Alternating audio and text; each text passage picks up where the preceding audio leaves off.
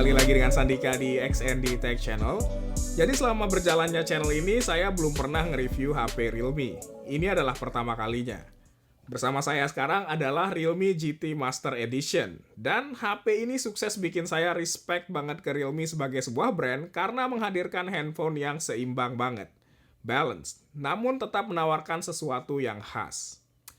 Oke, mungkin sekarang teman-teman udah pada denger ya, headline atau liputan dari HP ini di mana dia memiliki desain yang sangat industrial dan mencolok.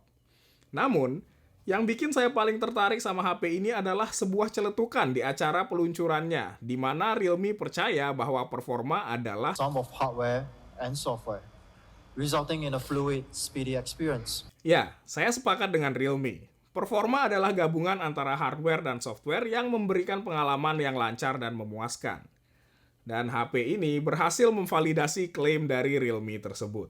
Spesifikasi HP ini mungkin bukan yang paling seksi, tapi cukup. Snapdragon 778G dengan 8GB RAM dan opsi penyimpanan 128 atau 256GB.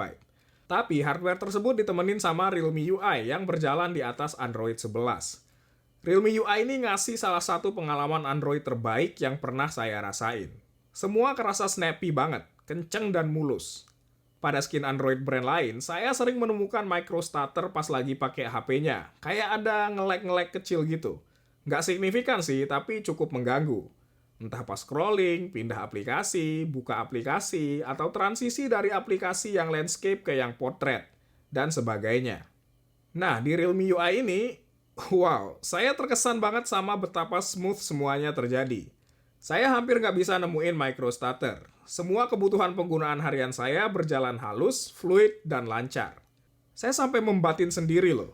Ini Realme apa iPhone? Karena halus banget. Terus, ini adalah hal yang penting banget buat saya pribadi. Yaitu kalau swipe kiri dari home screen, itu yang ditampilin adalah feed berita dari Google. Karena ini terasa personalized banget dan selalu berisi berita-berita yang menarik untuk saya baca. Nggak dipenuhin hal-hal nggak penting kayak apa yang ada di beberapa skin Android brand lain.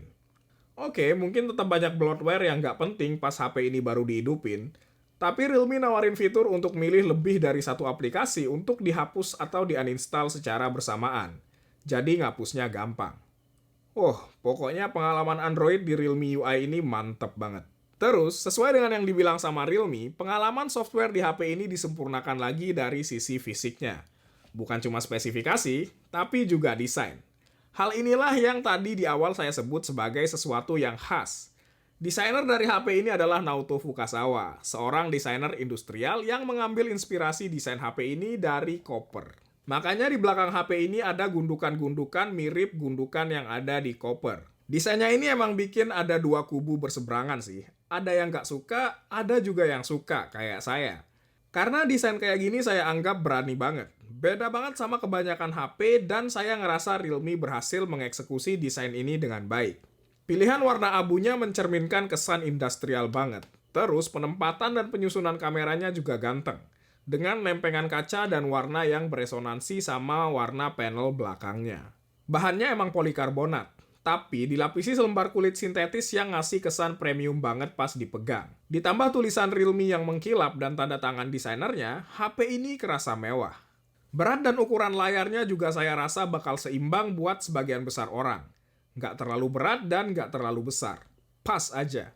Jadi nyaman buat digenggam dan dipakai dalam jangka waktu yang lama. Build quality-nya kerasa bagus sih, karena ada efek panel belakang kulit tadi. Tapi, satu hal yang bikin saya agak khawatir adalah dari sisi durabilitas sih. Karena lapisan kulit ini pastinya dalam jangka waktu panjang akan lebih cepat kelihatan bekas pemakaiannya dibandingkan yang murni polikarbonat. Frame sampingnya pakai aluminium dengan penempatan tombol yang saya suka. Tombol power di kanan dan volume rockernya ada di kiri. Terus, posisinya dibuat nggak terlalu tinggi sehingga mudah banget dijangkau. Pokoknya dari sisi kenyamanan dan ergonomi di HP ini, saya kasih 2 jempol buat Realme. Faktor lain yang jempolan dari HP ini adalah layarnya. 6,43 inci, Full HD Plus, AMOLED dengan refresh rate 120Hz. Pastinya ngasih kontras yang dalam banget dan reproduksi warna yang ngepop dan cakep banget di mata. Pengalaman sehari-hari pakai HP ini dengan layar 120Hz emang gila sih. Smooth banget. Ditemenin Realme UI yang tadi udah saya jelasin sehalus apa. Udah mepet-mepet iOS nih kehalusannya. Dan saya jadi respect banget sama Realme. Layar AMOLED juga memungkinkan HP ini punya always on display, serta sensor fingerprint di layarnya. Meskipun ya masih optical sih, jadi harus ditembakin cahaya yang terang untuk ngedeteksi fingerprint kita. Tapi di range harga 4-5 jutaan, saya rasa ini wajar. Yang nggak wajar adalah speakernya. Harga segini nggak dikasih stereo speaker. Aduh, ini agak ngecewain sih. Setelah bagian layar dan desain yang sangat saya sanjung, sayangnya pas dipakai nonton media ataupun ngegame, pengalamannya emang beda sama HP yang pakai stereo speaker. Kurang imersif. Kalau ada satu catatan yang penting banget untuk HP ini sih, pasti dari sisi speaker ini. Ini, wah, kalau stereo gila sih, ini perfect banget udah. Untungnya masih ada headphone jack yang bisa dipakai untuk nyambungin kebanyakan headphone sekarang. Jadi bisa main game tanpa delay. Ngomong-ngomong gaming, performa pas main game di HP ini bisa dibilang enak sih. Snapdragon 778G cukup banget buat mainin game-game ringan di settingan tinggi, kayak Mobile Legends.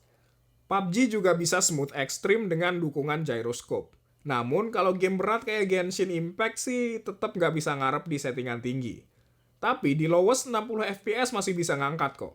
Meskipun pas udah main lama dan HP-nya mulai panas, FPS-nya bakal turun. Apalagi pas kondisi banyak efek animasi yang terjadi di gamenya. Main Genshin 30 menit nyedot baterai HP ini 12%. Ketahanan baterainya juga pas lah, nggak bisa disebut HP untuk 2 hari sih.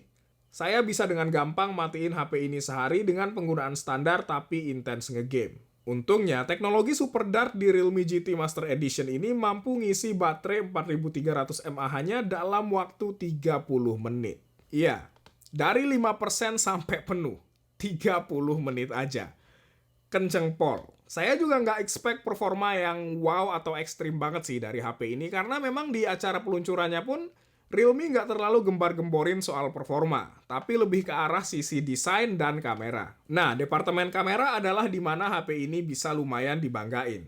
Modul kameranya disenjatai 3 buah kamera. Kamera utama 64 megapiksel, ultrawide 8 megapiksel, dan sebuah kamera makro 2 megapiksel yang menurut saya masih tetap lebih baik kalau diganti telefoto.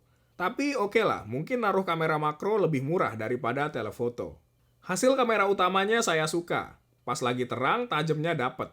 Dynamic range-nya juga berhasil ngejaga detail fotonya, dan karakter warna yang dikasih cukup merepresentasikan objeknya di dunia nyata. Nggak terlalu dilebihin di elemen warna tertentu. Ultrawide-nya juga cakep kok, tapi karena resolusinya lebih rendah, di saat-saat tertentu saya ngerasa dia agak susah untuk ngasih detail yang setara sama kamera utamanya. Namun hasilnya secara umum sih saya bisa apresiasi. Lensa makronya, ya for fun aja deh. Terus, Realme sempat gemborin beberapa fitur untuk fotografi di HP ini sih. Tapi sejujurnya saya ngerasa itu lebih ke arah gimmick aja. Seperti Street Mode. Ini mah kayaknya cuma ngasih beda di tampilan aplikasi kameranya aja, biar lebih sederhana. Dan bantu untuk jepret berturut-turut atau burst shot. Selebihnya, saya ngerasa fitur ini rada nggak penting buat sebagian besar orang. Kalau pencahayaan lagi gelap, nah, night mode-nya ini saya suka. Hasil night mode-nya masih kelihatan cukup natural dan nggak berlebihan. Berhasil juga bikin detail di tempat gelap jadi muncul. Terkait fotografi malam, sayangnya saya nggak bisa cobain mode Starry Night di HP ini karena akhir-akhir ini di tempat saya berawan terus langitnya. Untuk video, HP ini sudah mendukung 4K 30 fps. Ntar teman-teman lihat sendiri aja hasilnya. Dan ada juga rekaman 60 fps untuk mendemonstrasikan mode Super Steady dari HP ini, yang ngeklaim mampu untuk meredam getaran dan bikin video kita jadi halus banget. Nah, nanti yang pengen lihat file mentahnya, saya kasih link di bawah supaya bisa nilai sendiri kehalusannya kayak gimana. Ya, jadi ini adalah hasil video dari Realme GT Master Edition di resolusi 4K 30 fps ya. Ini yang biasa tanpa ultra steady mode, ntar kita coba di ultra steady mode ya. Tapi kalau ultra steady-nya cuma bisa di 1080p 60 fps, sementara video saya direkam dalam 30 fps. Jadi mungkin akan ada stutter ya. Kita cuma pengen nunjukin seberapa stabil video ini. Tapi dia ada nge-crop dikit ya ke depan untuk stabilisasi elektroniknya. Jadi kita coba pakai untuk lari. Ini dibawa sambil lari, kelihatan emang stabil banget sih. Cocok buat teman-teman yang mau ngerekam sambil gerak cepat. Nah, Realme, wow, kalian berhasil ngasih impresi awal yang cakep banget buat saya melalui Realme GT Master Edition ini. Sebuah kombinasi ciamik antara hardware dan pengalaman software bikin HP ini enak banget dipakai. Saya bisa dengan pede rekomendasiin HP ini ke orang yang nyari HP di 4-5 jutaan sih. Karena desainnya yang unik, feel-nya yang mewah, kamera yang cakep, dan tadi, yang paling utama menurut saya, software-nya juara. Serta ukuran yang saya rasa akan pas buat sebagian besar orang. Nggak kekecilan, nggak terlalu bongsor juga. Intinya, respect saya naik jauh buat Realme setelah cobain HP ini. Well done, Realme. Sekian video kali ini, semoga bermanfaat untuk teman-teman semua, dan kita jumpa lagi di video berikutnya.